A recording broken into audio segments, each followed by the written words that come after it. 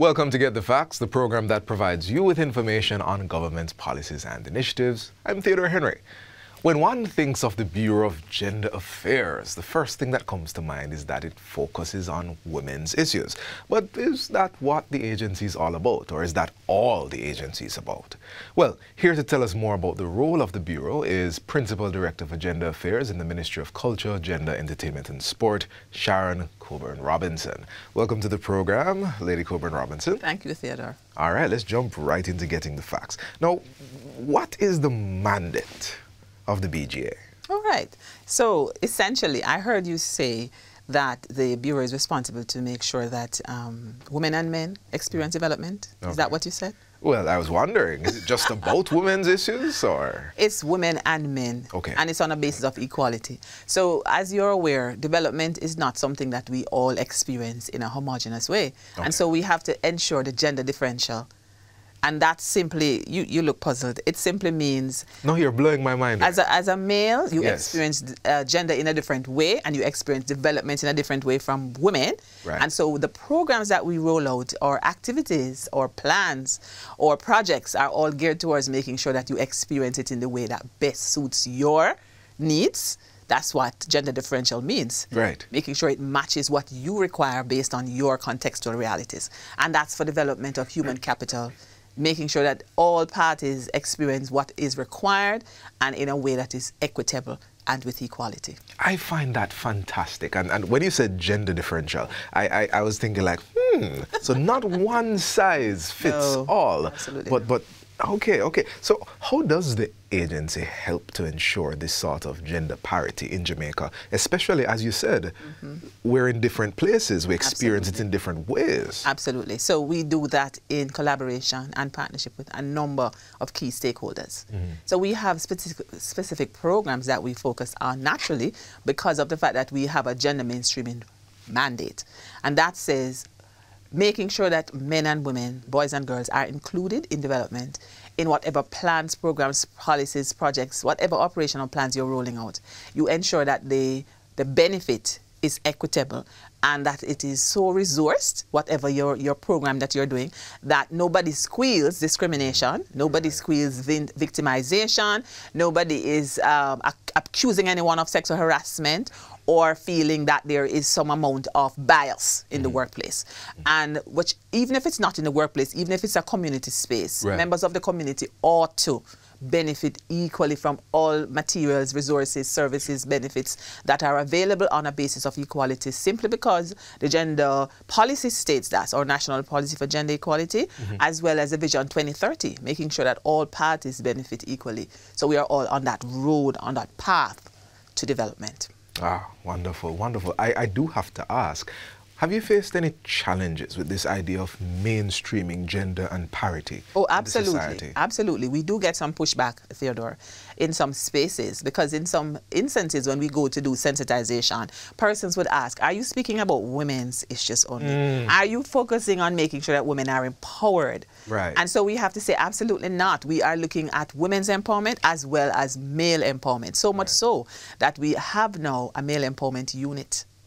And that male empowerment unit focuses on issues relating to men and health, men and behaviors that are health-seeking. You know, there are times when some men are afraid to do prostate cancer screening. Right. And they might not want to go to the health center for a number of reasons. But we find that they'll come to a fair. And if they come to a domino tournament, for example, they'll talk about issues. Or if they go to the barber shop. Wow. Yeah. Wow. So we try to meet them where they would go normally. And then we have the conversations so it's not where just they can. Man up and do it. No. It's not mandatory, but it's strongly encouraged. And we find that when persons get to it naturally, willingly, on their own, it makes such a world of difference than when you actually force them to get there. So the philosophy, I'm hearing this come out, the philosophy is all rise. All rise. None left behind. None left behind. So we're not trying to say, okay, it's woman time now. We're not trying to say, oh, it's man time now. It's everybody's time. Absolutely. That's what, when you talked about gender parity, that's what it speaks to.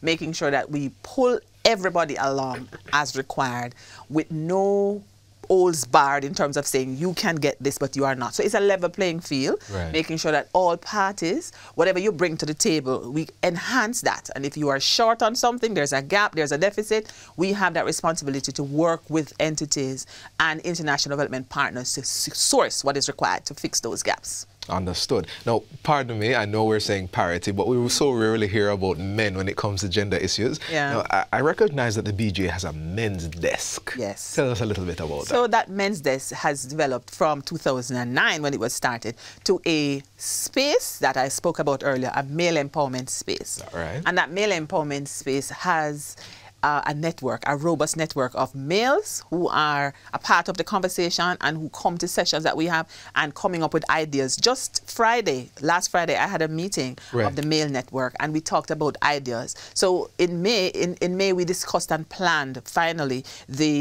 put the final touches on the father.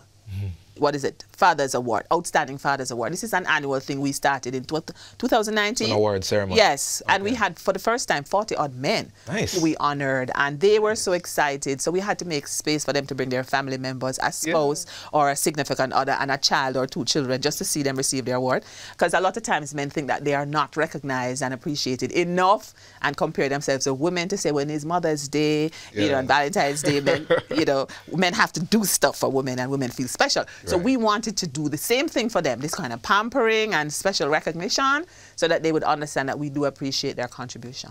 This is fantastic stuff. I love that we're having this conversation. We are going to continue speaking more about research and policy development, but a break is coming up. So please don't go anywhere. We're discussing the mandate of the Bureau of Gender Affairs. Please stay with us.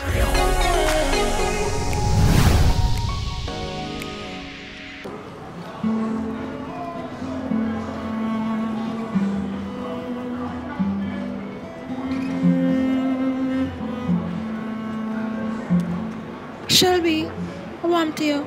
I make it look like you have the whole world on your shoulders, Massa. Ashley, I'm tired. Every day the same thing, and I can't take this no more. And what happened now? No, my boss, man. Every day I have me assign some documents I'm not supposed to assign for with some big money. And when I say, sir, I'm not supposed to assign for them here, I'm going to say, you want a job or what? But see, report him. You hear what I say, girl? Report him to your designated officer or the Complaints and Protected Disclosures Unit at the Integrity Commission. And guess what? Don't worry yourself. The information that you give will be kept confidential. You sure? Girl, me positive. Under the Protected Disclosures Act, you can make a report as an employee, and once it is made in good faith, then your boss really and truly can't do nothing about it. And if you don't want to call, you can make an anonymous complaint under the Integrity Commission Act of 2017 by simply downloading and sending in a report in proprietary form from the Commission's website. Just create one email address with no identity attached, so if they have follow-up questions, they can contact you. But sis, make sure that the report you bring is true and you don't have no bad intentions. Okay, me I go do it.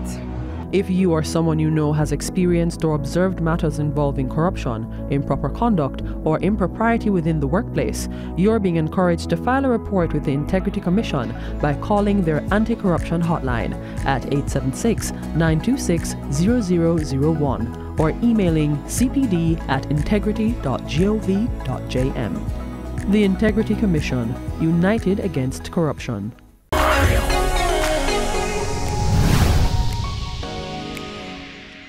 Welcome back to Get the Facts. We're continuing our discussion on the role and the functions of the Bureau of Gender Affairs to employers and institution heads. Our guest is Principal Director of the Bureau of Gender Affairs, Sharon Coburn Robinson.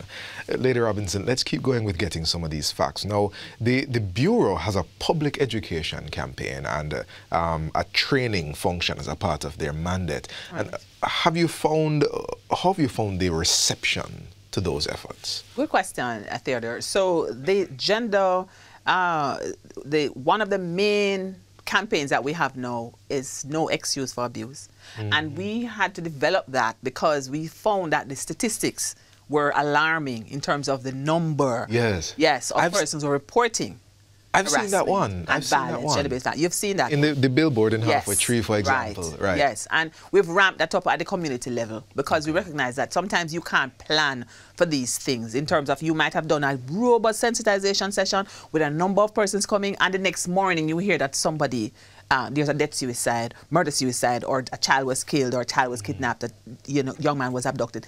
It's just bizarre when you hear that because you know definitely that we have been trying, we've been working, and the idea is just to get that mindset where persons recognize that it is not okay to harass somebody, it is not okay to violate somebody, and all of us have rights. And so you don't have any right to violate somebody. You have a right to go to somebody's house and plunder and kill the persons and leave the children without parents. It's just not right.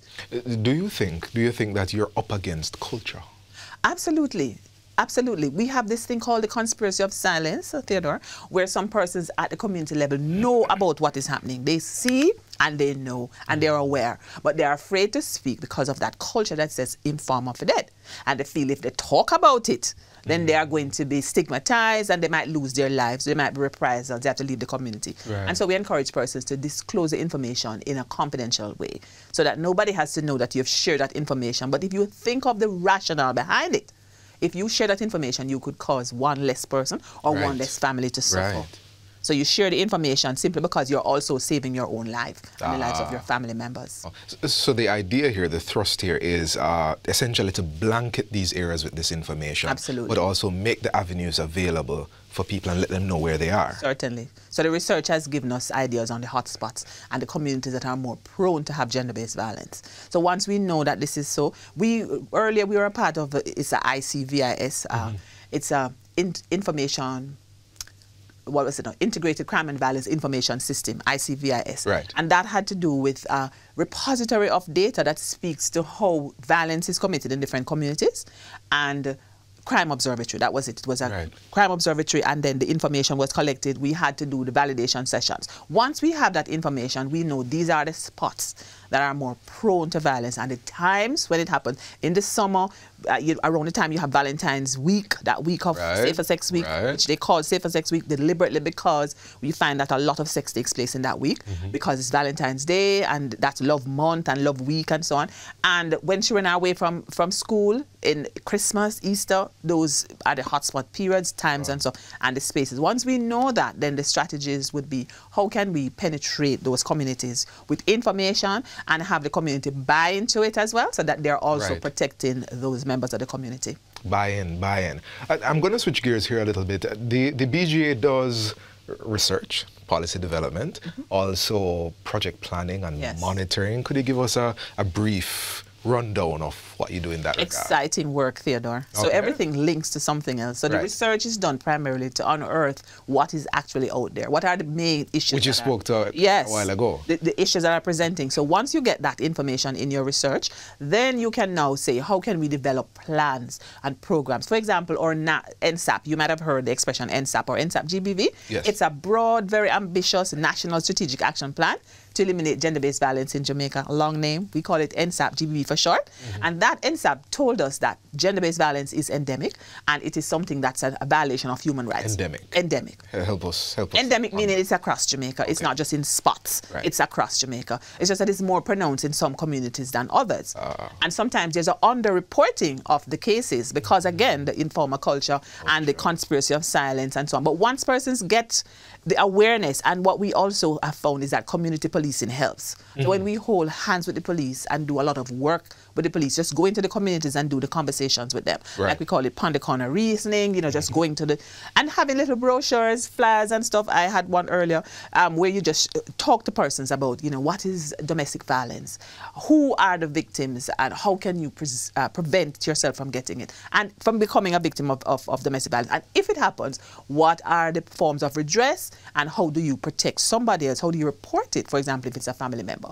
And the final thing I want to say here is that the project now would be a short-term fix or a strategy to develop something that allows us. So, for example, I talk about the RPP. That's an acronym for Refocus Perpetrator Program. And that is something, that came out of our NSAP, which states that the NSAP has 3 levels. The victim, when the person is in harm's way, then a survivor when you have been reformed and assisted to become somebody of influence, so you can now help others. Oh, okay. The second layer would be the victims, sorry, the witnesses. Right. Witnesses, it could be a child, or it could be a family member, or it could be a bystander. And the third level would be the perpetrators. So we spend more time on the other two, victims, survivors, and witnesses, and less on the perpetrators. And then we found out that the perpetrators were not going anywhere, and the cases kept increasing. And so we were forced to come up with a program that says, how do you grab these, not physically, how do you get their attention, right. They are, the perpetrators, and have a conversation with them about why would you see yourself as a perpetrator? Why do you want to carry out an act of crime, an act of violence against somebody? Is it something that happened to you in your early childhood that wasn't addressed? Are you yourself a victim now, have become a perpetrator? And that was so telling. We partnered with Jamaica Mental Advocacy Network, and we did for the very first time, Theodore, a biopsychosocial assessment. It sounds fancy. It simply means just talk to the persons and conduct a little scientific test to see what's wrong with the head, if that's a problem, or what are the factors that have caused you to become a perpetrator. It's fascinating. It's fascinating what you have just described, because research and policy development sounds very high level. Sounds very up there. Yeah. Not necessarily something that concerns me, but what you have said is that the BGA is taking the research and connecting it into actionable biopsychosocial assessment. Yeah. Just talking to people. Yes. All right, okay. And you covered a bit of project planning and monitoring as well. I'm curious, what other projects are they? Oh, so we have COPE. Very briefly, we're almost out of time. We have COPE. COPE is just what it says. We assist community members in groups, and different groups at community level who are doing fantastic community work but need a seed grant and need to be boosted in terms of technical capacity and marketing, niche marketing and so on. Right. And so community outreach for partnership through empowerment. At this point, we have 18 partners. We started off with 8 in 2019, July 26, I will not forget it. Right. And we started off with 8 partners. Now we have doubled and more than doubled, TUPS, 18, yes. And each group has a different focus and a different function. And we give them funds every month, a little grant that they don't have to repay, and that allows them to be able to do fantastic work. Wonderful, wonderful. One thing that I'm getting coming out of all of this is that the BGA is on the ground talking to people and working with and for people. Absolutely. Thank you so much, Lady Coburn Robinson. This has been Get the Facts. Our guest was Principal Director of Agenda Affairs in the Ministry of Culture, Gender, Entertainment and Sport, Sharon Coburn Robinson. Thank you for watching, and until next time, I'm Theodore Henry. Take good care.